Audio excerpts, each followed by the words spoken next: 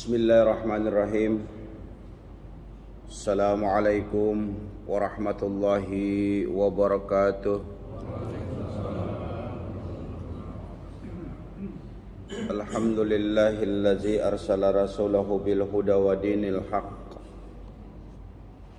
liyudhhirahu 'ala dini kullih wa kafa billahi shahida. Ashhadu an la ilaha illallah wahdahu la syarika lah wa ashhadu anna Muhammadan abduhu wa rasuluh la nabiyya ba'dah. Allahumma salli ala Muhammadin wa ala alihi wa sahbihi wa mawala amma ba'd. Qala Allah ta'ala fi kitabil karim, a'udzu billahi minasy syaithanir rajim. Ya ayyuhallazina amanu taqullaha haqqa tuqatih wa la tamutunna illa wa antum muslimun. Jamaah salat subuh yang insyaallah sama-sama dirahmati Allah Subhanahu wa taala. Kembali kita bersyukur pada Allah Subhanahu wa taala dengan limpahan rahmat, karunia, hidayah serta pilihan Allah kepada kita untuk bisa hadir dalam majelis yang penuh barokah ini, sekaligus menunaikan kewajiban kita yang insyaallah sama-sama sudah kita kerjakan, menunaikan sholat fardu subuh secara berjamaah. Salawat dan salam kepada Rasulullah mudah-mudahan selalu tersampaikan kepada junjungan kita Nabiullah Muhammad sallallahu alaihi wasallam. Berkat perjuangannya, pengorbanannya, mujahadahnya, Islam sampai kepada kita sekalian. Iwafilah yang dirahmati Allah Subhanahu wa taala. Pilihan Allah kepada siapa yang dikehendakinya untuk melakukan perubahan perbaikan dalam pribadi-pribadinya tentu tidak menunggu kapan tibanya perubahan itu dalam setiap diri kita. Allah tidak langsung memberikan kepada siapa yang dikehendakinya terkait dengan upaya-upaya ikhtiar dan usaha setiap manusia. Artinya dibutuhkan kesungguhan, dibutuhkan keseriusan, dibutuhkan kemauan yang kuat untuk melakukan perubahan-perubahan itu. Jadi kalau ada manusia yang kemudian menunggu takdir, menunggu kapan Allah akan memberikan hidayah dan petunjuk dengan tidak melibatkan usaha dan ikhtiar serta upaya-upayanya untuk mendapatkan itu, maka sampai kapanpun berat untuk dia mendapatkannya. Artinya diingatkan kepada setiap kita, ada usaha, ada upaya, dan ikhtiar kita untuk mendapatkannya itu. Suasana seperti ini yang kita rasakan adalah ketaatan kita kepada Allah Subhanahu wa taala. Pertanyaannya, apakah kita mampu dan bisa mempertahankan suasana seperti ini walaupun kita tidak dengan bersama orang-orang yang soleh atau sama-sama dengan orang-orang yang berupaya melakukan perubahan itu.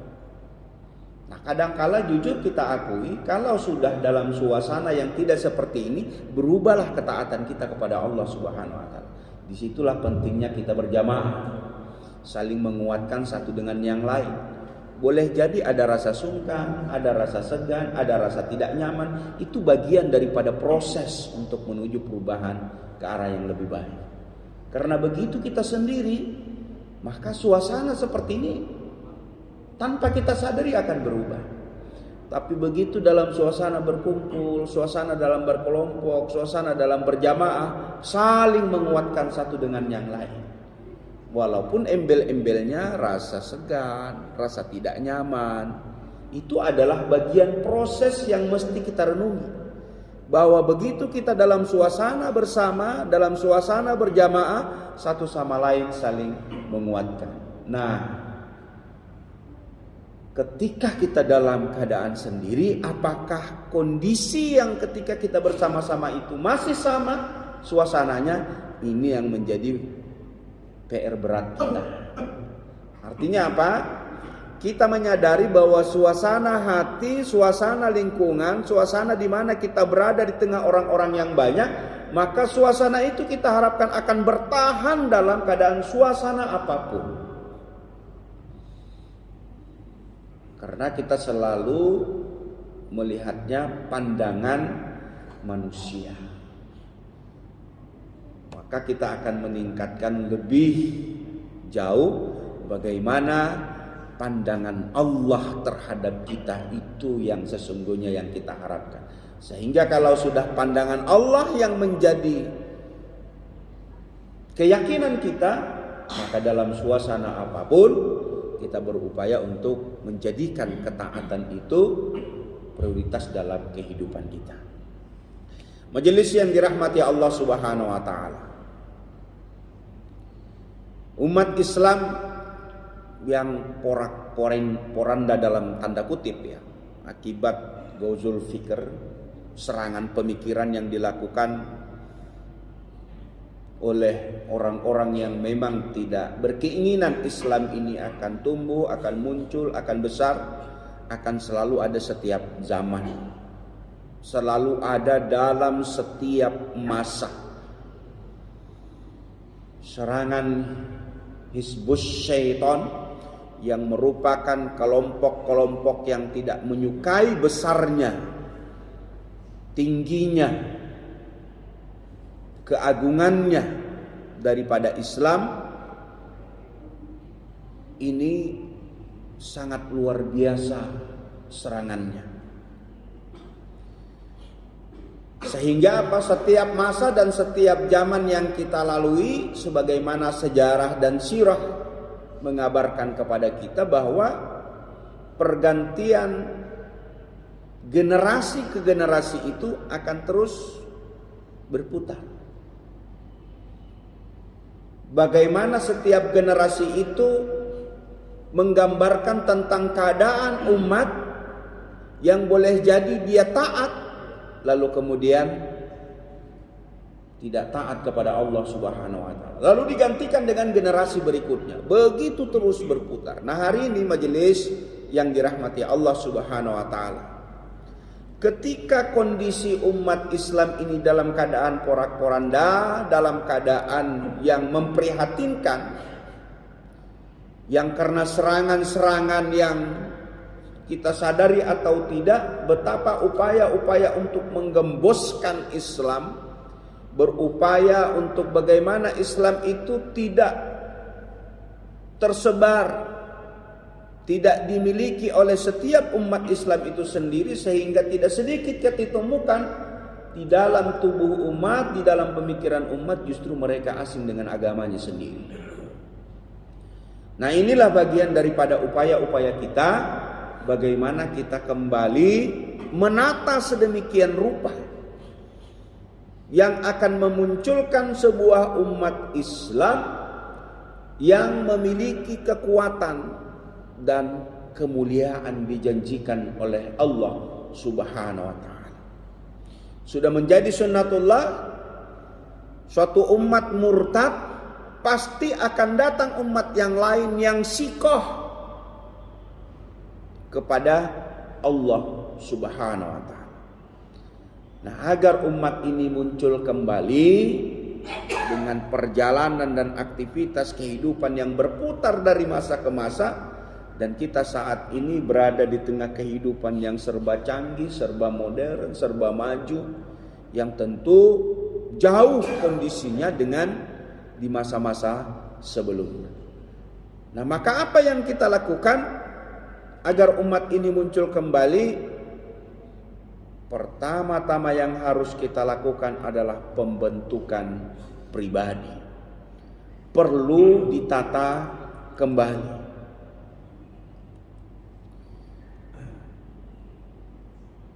Majelis yang dirahmati Allah Subhanahu wa taala,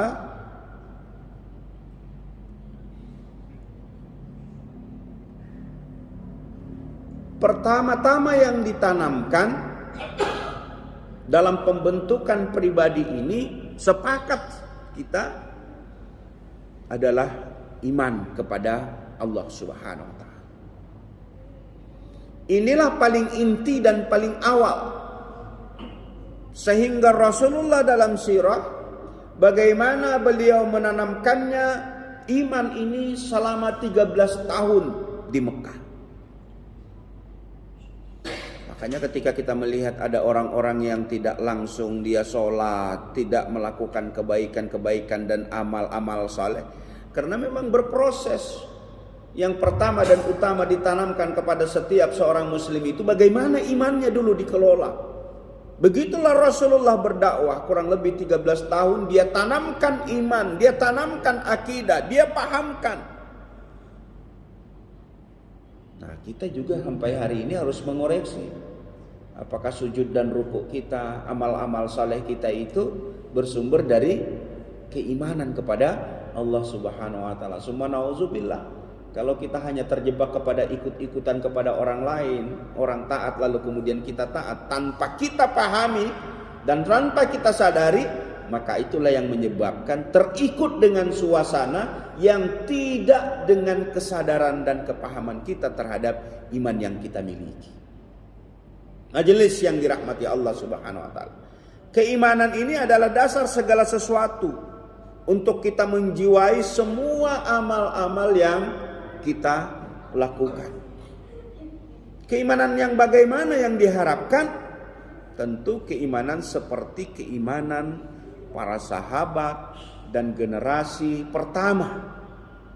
Keimanan yang sahih dasarnya adalah asyhadu alla ilaha illallah wa asyhadu anna Muhammadar Rasulullah. Kalimat syahadatain inilah yang membentuk kekuatan super power yang dimiliki setiap pribadi kalau dia sudah memaknai apa sesungguhnya kalimat syahadat yang sudah kita ikrarkan sebagai komitmen kita dalam berislam. Maka sekali waktu pelan-pelan kita coba buka ini. Apa sesungguhnya syahadat yang sudah kita ucapkan? Apa sesungguhnya pemaknaan asyhadu alla ilaha illallah wa asyhadu anna Muhammadar Rasulullah. Makanya kalau kita perhatikan anak-anak kita, cucu-cucu kita yang sudah bercucu, kalau dia di TK, di PAUD, di SD, bisa dia melaksanakan yang namanya ibadah sholat. Lafaz-lafaz bacaannya sudah dibimbing, dibina oleh para guru dan ustadz-ustazahnya. Tapi sekali waktu mereka ada waktunya tidak mau sholat, ya tidak mau. Biarpun waktu sholat, ketika mereka tidak mau, ya tidak mau. Padahal dia lafalnya tahu, gerakannya sempurna, diajarkan sudah. Tapi kenapa sekali waktu? Subuh susah bangunnya, asar waktunya bermain, tidak bersegera ketika azan dikumandangkan. Anak-anak, karena mereka belum paham, belum diisi muatan bagaimana yang terkandung di dalam komitmen dan ikrarnya kepada Allah Subhanahu wa taala. Nah, kita yang sudah dewasa dan memahami gerak amal-amal ibadah kita, sujud dan ruku kita, dan setiap amal apapun yang kita lakukan didasari oleh dua kalimat syahadat yang menjadi komitmen dan ikrar kita. Sehingga ketika dikumandangkan azan, gerak hati kita itu otomatis. Allahu Akbar. Ada suasana yang menyebabkan kita tidak menyegerakan diri, tapi hati kita terketuk. Hati kita itu langsung ada otomatis untuk selalu teringat bahwa ini waktunya menghadap Allah Subhanahu wa taala. Beda dengan suasana hati anak-anak yang memang jauh dari pemahaman. Nah, inilah yang diharapkan, pemahaman kalimat syahadah yang sebagai ikrar dan komitmen kita kepada Allah Subhanahu wa taala sudah benar-benar berintegral dalam diri kita, dalam hidup kita. Dalam suasana apapun, bahkan tidak dikumandangkan sekalipun azan sebagai pengingat untuk kita sujud dan ruku kepada Allah, timingnya itu kita sudah selalu tahu. Begitu jam 12 zuhur, begitu mendekati jam 4 berarti asar. Waktu demi waktu itu kita sudah paham, sudah mengerti. Kenapa? Itulah bagian daripada pemahaman kita terhadap komitmen yang sudah kita ikrarkan, yang sekaligus sebagai janji kita kepada Allah Subhanahu wa taala. Majelis yang dirahmati Allah Subhanahu wa taala, inilah kaitannya ketika Rasulullah menempa sedemikian rupa bagaimana iman para sahabat dan generasi di masa Rasulullah sallallahu alaihi wasallam. Keimanannya itu sampai mencapai derajat takwa sehingga muncul apa? Furqan, pembeda. Mana yang hak, mana yang batil, mana yang salah, mana yang benar. Goalnya ke sana nanti. Kalau sudah takwa kita miliki, dia memiliki furqan, memiliki pembeda. Mampu dia tidak hanya sekedar memahami, tapi sudah berusaha untuk melakukannya.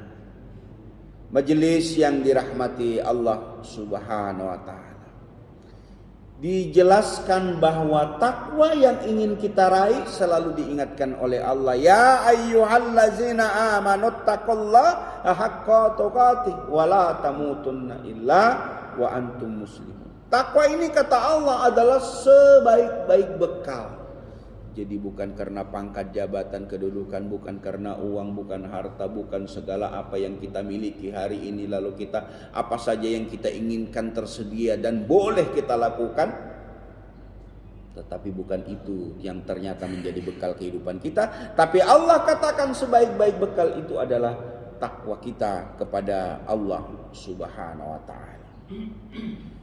Majelis yang dirahmati Allah Subhanahu wa taala,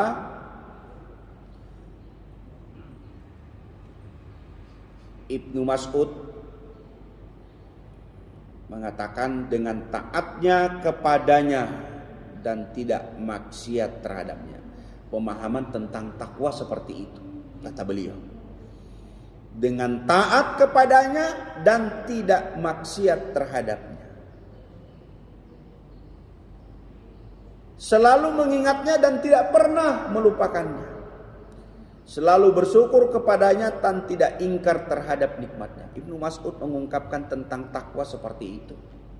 Bagaimana setiap kita ini selalu taat kepada Allah Subhanahu wa taala dan tidak sedikit pun berupaya untuk melakukan maksiat kepada Allah Subhanahu wa taala. Walaupun dalam kondisi-kondisi tertentu kita dihadapkan pada persoalan yang susah, dalam kondisi yang sulit. Karena maksiat itu hampir setiap detik berkeliling di dalam kehidupan kita. Makanya dalam Al-Quran surat Al-A'raf, bahwa kata Allah, godaan syaitan itu dari depan, dari belakang, dari kiri dan kanan, terus mempropaganda kita. Nah, di zaman kekinian yang serba canggih, serba mutakhir, serba maju, bukan berarti godaan-godaan itu tidak semakin hebat, justru semakin hebat. Maka Ibnu Mas'ud memesankan takwa itu kita berupaya taat kepadanya dan berupaya dengan semaksimal mungkin supaya tidak terjebak kepada maksiat kepada Allah Subhanahu wa taala. Kita selalu mengingat Allah dan berupaya tidak pernah untuk melupakannya. Itu yang saya katakan tadi. Kalau sudah landasan dan pijakan kita terhadap komitmen syahadat kita, walaupun tidak dikumandangkan azan, tetapi di dalam hati kita itu sudah otomatis klik, kata orang sekarang. Jadi waktu-waktu yang dimana kita harus menghambakan diri, dimana kita harus sujud dan ruku sebagai kewajiban kita sebagai seorang yang beriman, itu otomatis akan kita rasakan lalu kemudian lakukan. Selalu bersyukur, kata Ibnu Mas'ud, dan tidak pernah ingkar. Itu juga bagian daripada takwa. Jadi kalau ada orang sudah taat kepada Allah Subhanahu wa taala, tiga ini yang dia miliki. Bagaimana dia memaksimalkan diri untuk taat kepada Allah, lalu kemudian berupaya untuk tidak melakukan maksiat kepadanya, lalu kemudian ingat dalam setiap saat, dalam kondisi apapun ingat kepada Allah dan berupaya untuk tidak pernah melupakannya Allah Subhanahu wa taala. Keagungan, kebesaran, apapun yang menjadi ketentuan-ketentuan Allah, sadar betul dia, sehingga dia yakin bahwa apapun yang terjadi dalam kehidupan ini Allah yang berkehendak. Rizki misalnya, rizki itu kalau bukan rizki kita, kemanapun kita cari nggak dapat. Tetapi yakini rizki itu tidak pernah tertukar. Allah sudah atur. Orang selalu menyangka kalau rizki itu tidak campur tangan Allah Subhanahu wa taala. Padahal ini yang harus kita yakini. Dalam setiap gerak-gerik kita, dalam upaya, usaha, dan ikhtiar yang kita lakukan, campur tangan Allah terkait dengan rizki yang kita miliki. Yakinlah bahwa rizki yang kita punya, yang sudah ditakarkan oleh Allah kepada kita, tidak pernah tertukar dengan orang lain. Nah, cuma memang butuh kesungguhan, butuh keyakinan. Kenapa orang berbuat curang? Kenapa orang melakukan manipulasi? Ya karena dia tidak yakin kalau rezekinya itu sudah diatur oleh Allah Subhanahu wa taala. Sehingga yang bukan miliknya pun juga dia ambil. Tapi ketika orang-orang yang sudah berkomitmen dan meyakini bahwa rezeki itu tidak pernah tertukar, maka dia lakukan di jalan yang diridai oleh Allah Subhanahu wa taala. Majelis yang dirahmati Allah Subhanahu wa taala. Anas bin Malik mengatakan takwa itu seorang hamba masih belum dikatakan benar-benar bertakwa, kata beliau, kepada Allah sebelum mengekang atau memelihara lisannya. Ini lain Ibnu Mas'ud, lain pula Anas bin Malik. Masih bicara tentang apa itu takwa. Seorang hamba masih belum dikatakan benar-benar bertakwa, kata beliau, sebelum mengekang atau memelihara lisannya. Ternyata takwa itu bagiannya bagaimana setiap seorang muslim mampu memelihara lisannya. Kita kan terjebak kepada membicarakan orang lain. Bagus memang maksudnya. Tapi begitu kita menyadari, ternyata kita membicarakan orang lain yang terjebak kepada ghibah, yang ketika orang mendengar yang kita bicarakan itu pasti marah dan tersinggung. Maka terjebaklah kita kepada ghibah.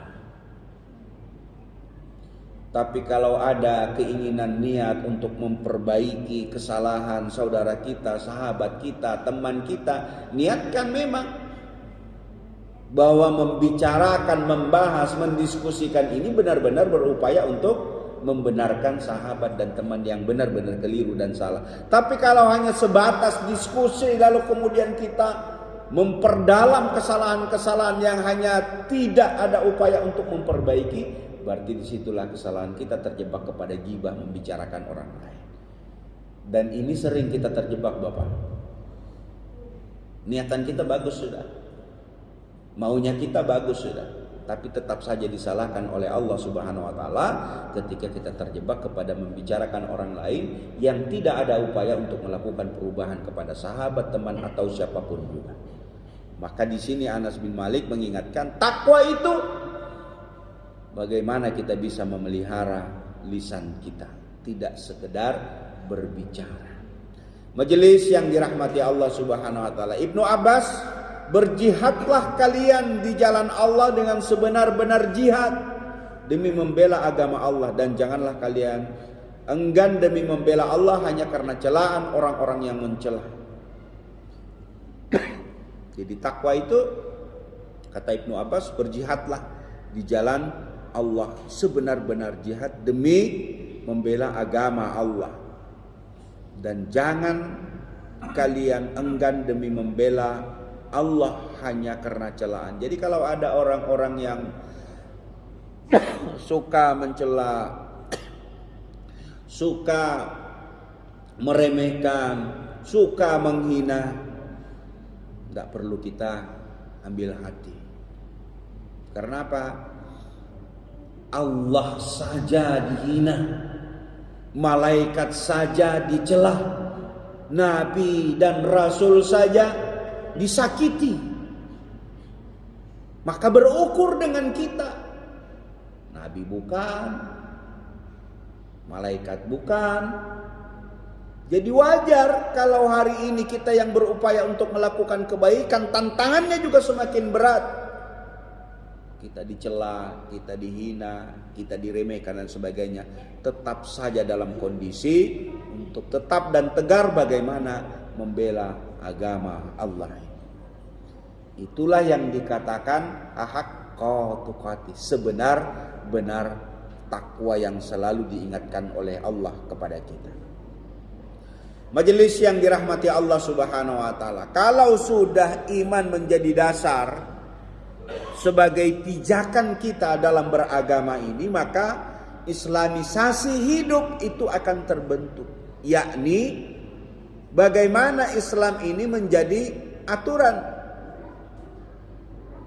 di dalam kehidupan keseharian kita, dari bangun tidur sampai kita kembali tidur. Artinya apa? Diinginkan dengan komitmen takwa, komitmen syahadat kita, Islam itu benar-benar sudah menyatu dengan kehidupan kita, sebagaimana yang dikatakan Allah, ya ayyuhallazina amanu udkhulu fis-silmi kaffah wa la tattabi'u khutuwatis syaitan innahu lakum aduwwum mubin. Jadi berislam itu diinginkan kita total.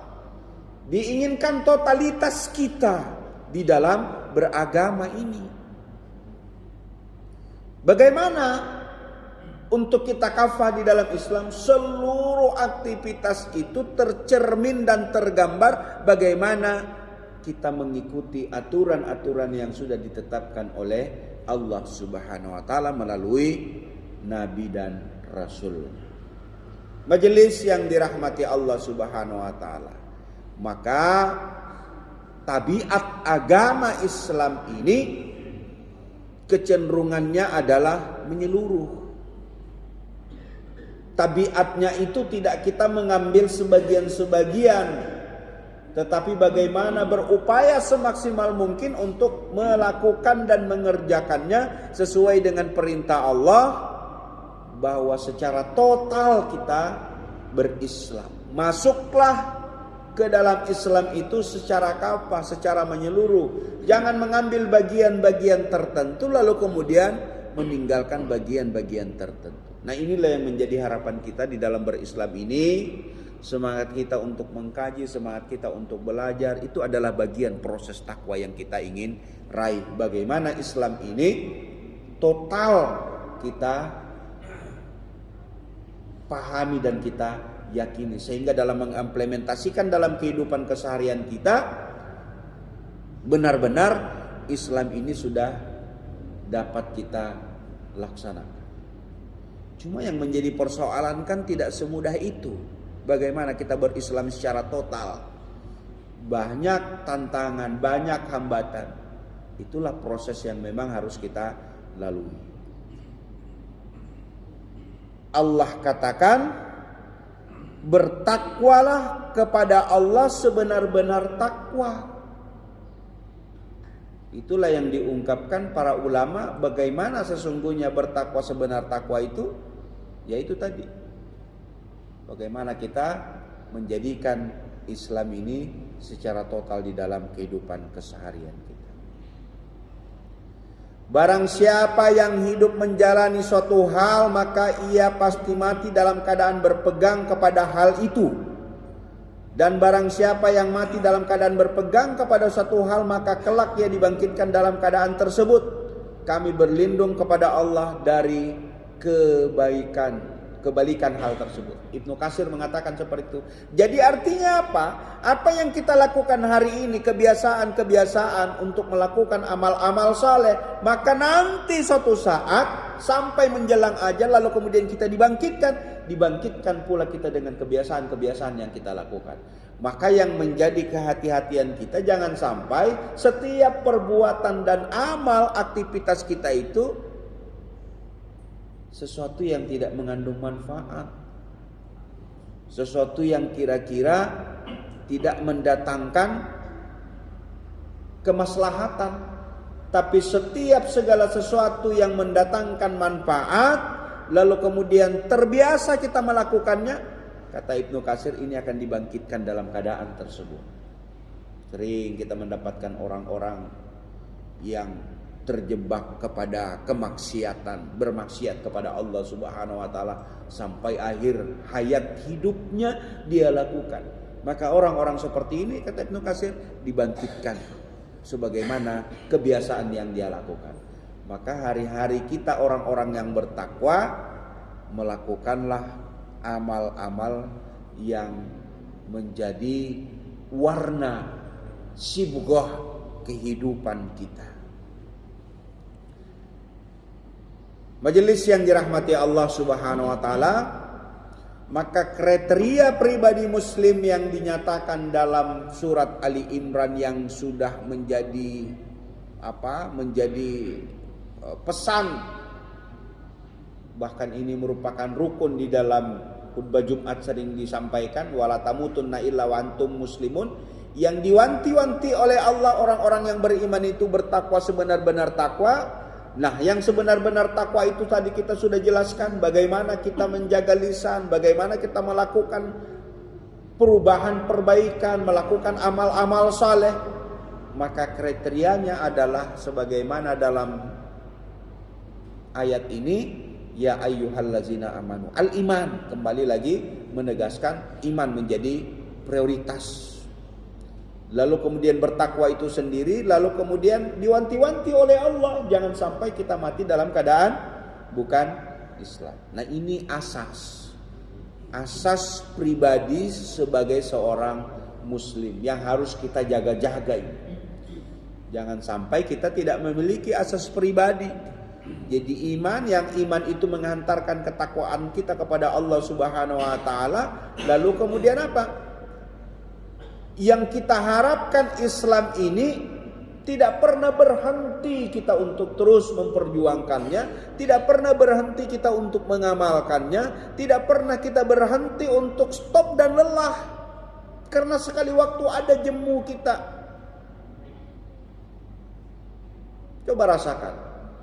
Kita sekali waktu yang terbiasa bangun malam saja, ada waktunya itu futur, Pak. Kita yang biasanya sholat jamaah di masjid, ada sekali waktu kita malas ke masjid. Yang sudah terbiasa baca Al-Quran, ada sekali waktu membacanya itu berat.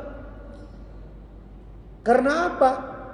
Karena iman ini, hati ini, kecenderungannya tadi itu sudah dijelaskan oleh Allah, fujuraha wa taqwaha. Jadi dia tidak dalam kondisi yang terus menerus beriman kepada Allah Subhanahu wa taala. Itulah kita manusia, bukan malaikat. Dia stabil. Kalau dia diperintahkan oleh Allah untuk taat terus apa yang diperintahkan oleh Allah. Disitulah kita menyadari manusia itu memiliki hati yang berubah-ubah. Kadang iman itu menaik, kadang dia menurun. Diinformasikan kepada kita kondisi hati supaya kita berjaga-jaga. Malasnya kita bangun malam, padahal sudah kita setel alarm itu. Setel jam 3 alarm atau jam 4 lah. Kalau jam 4 kan masih dapat 4 rakaat sebelum waktu subuh. Padahal sudah jam 4. Begitu alarm bunyi, kita perpanjang. Bukan perpanjang alarmnya, perpanjang tidurnya. Ya. Cukup dengan begini saja, selesai. Alarm mati.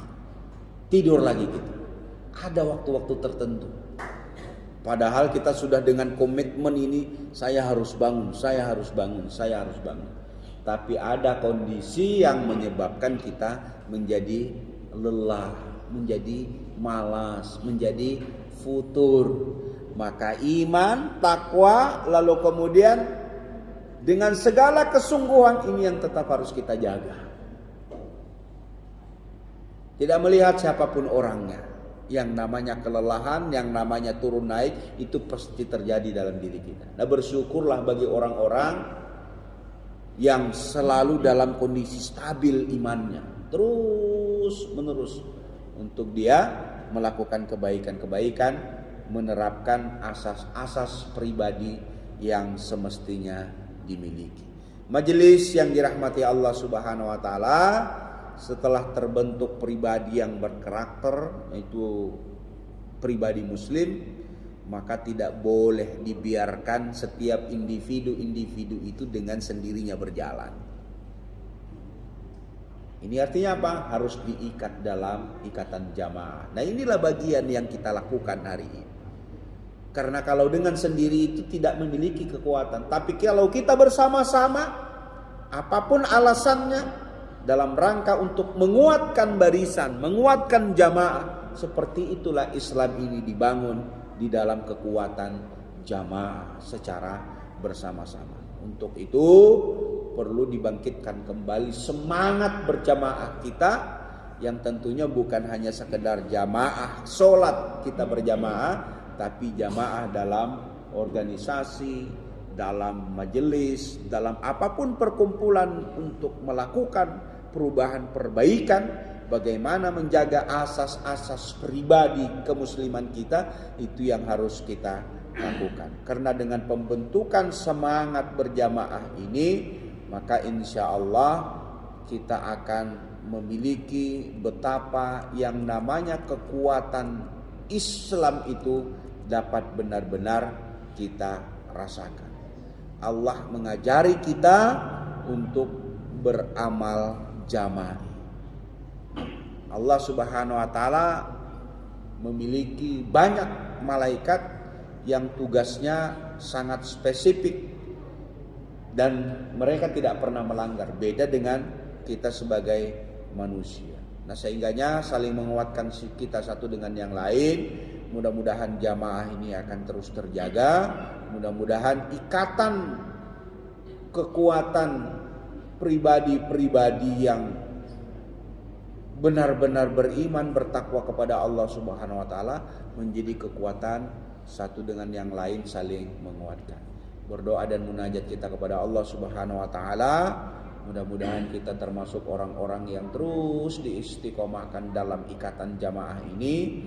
Apapun persoalannya itu pasti akan muncul sedikit atau besar, tapi setidak-tidaknya kalau kita sudah mau berkelompok, mau berjamaah yang dalam rangka kita taat kepada Allah Subhanahu wa taala, itulah yang dikehendaki oleh Allah Subhanahu wa taala. Saling menguatkan satu dengan yang lain. Mari kita tutup dengan doa kafaaratul majelis. Mohon maaf atas segala kekurangan. Subhanakallahumma wa bihamdika asyhadu an la ilaha illa anta astaghfiruka wa atubu ilaik. Assalamualaikum warahmatullahi wabarakatuh.